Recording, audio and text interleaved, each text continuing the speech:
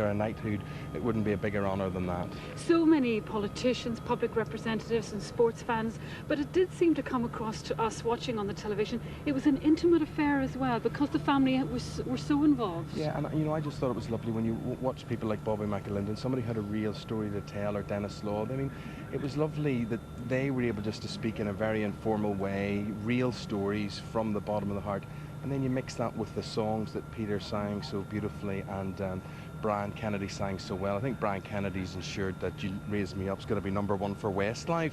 Brian recorded it first and better of me. I did a good job. For Callum Best, you know, we were admiring him. To speak at a parent's funeral, it's hard for all of us, but you know, in front of the cameras, in front of all of the people, he did so well. He did, and you know, he read that lady's letter out, and there must have been so many. I mean, I have letters in my pocket, sort of, where people hand you things, and whatever, and they're all beautiful, and they're all poignant, and they all strike a chord. So difficult to do that. So difficult for me, you know, and I'm not related, and I choked up a few times, and so we totally understand, you know, why he did.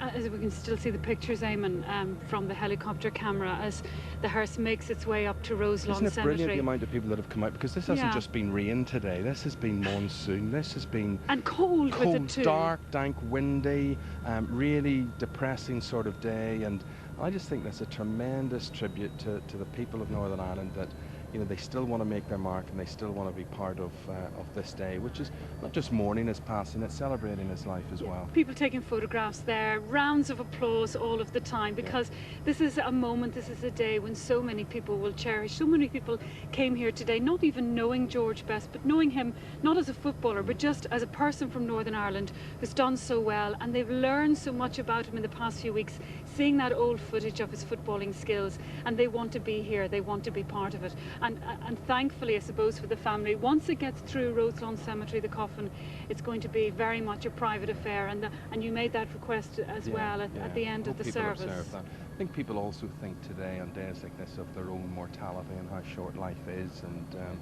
you know, what's the point of it all, and all that sort of thing. And I was saying there in the few words that I had to say how it brought me back to when I was, you know, must have been 12 years of age, and I remember buying that song, Belfast Boy, and to then think that I would play some part in saying goodbye to George. I mean, that was an incredibly spooky situation for me to find myself in today.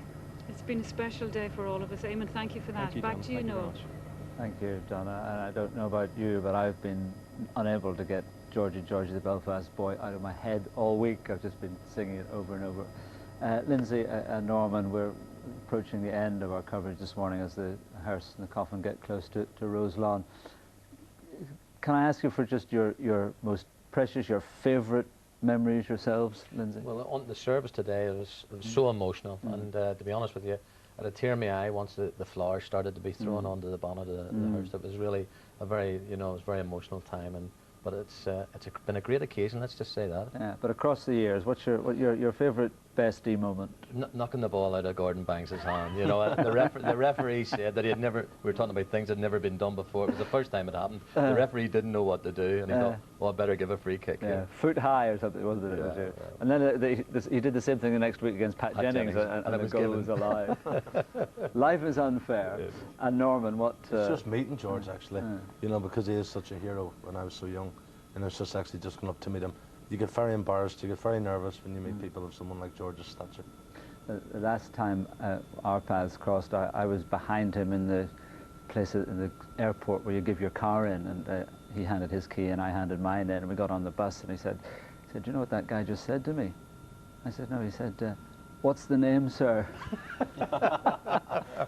And George was never big-headed, but as if like, you know, has that guy been living under a stone for the last 40 years? Where's your ticket? And George just pointed to his face. Exactly. Well, George always said something funny to me once, and that was, he says, whatever you do, Lindsay, he says, never name drop.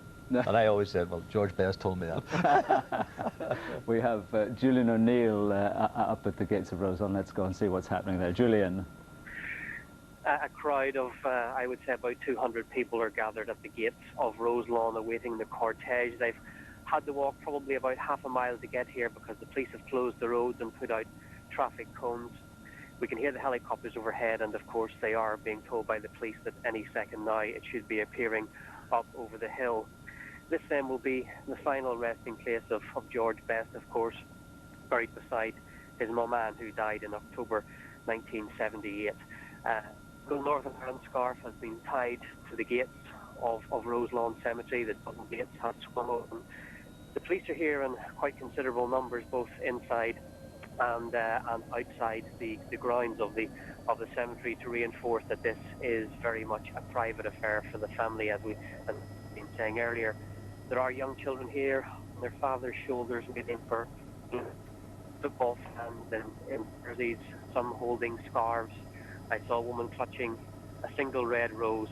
This is the final stages of George Best's journey, and of course he will be buried overlooking his native city, a city we've heard throughout the day which he gives so much to, but whose joy they felt and who got great pride in what he did. There has of course been quite a bit of debate in the past few days about what happens in the future here. The worry of course by the city council who run the cemetery is that this may become some type of shrine. I think once the funeral is over they will probably have discussions with the family and try and figure out what the best way forward is. You can probably hear the helicopters overhead. I'm standing amongst the crowd, but still no sign of the cortege. It must be imminent. We're looking down what is an empty grey road, traffic cones either side. People looking up into the skies, and still mourners come drifting down over the hill. Some of them quickening their steps in the hope that they will get a glimpse of the cortege as it turns the corner into the cemetery.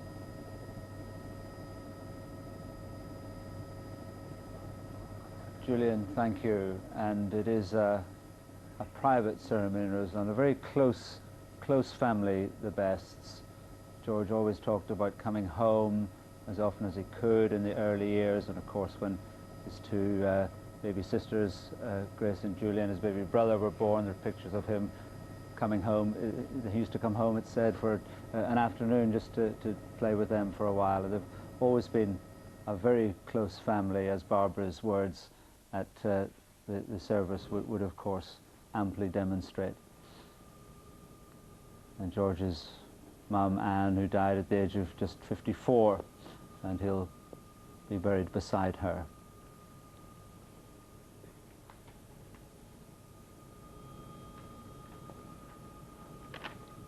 Flowers completely covering the bonnet and the roof of the hearse.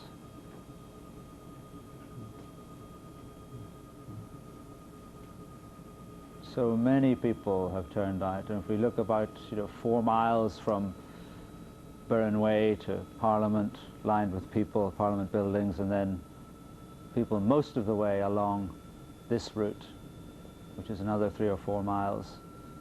If you counted all those people up, I'm sure it would at least double or triple or quadruple the number of people who were in Stormont, and we hear there were 25,000 people in Stormont, despite that appalling weather, which I'm sure would have made quite a lot of people think twice about actually making the journey. But they came from all over. We've spoken to people from the 4 corners of Northern Ireland and across the border as well, of course. And the planes and hotels have been filling up with people who've made the journey. Not just the celebrities and the stars, but ordinary people.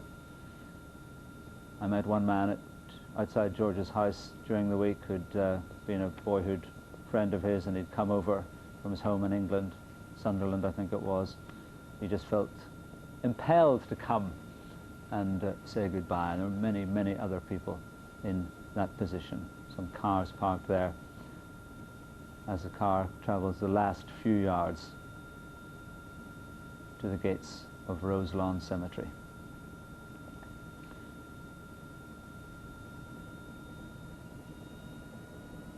A few last moving moments, Norman. Yeah, really sad, but it has been a fabulous send-off, it really has. Really enjoyed it, actually.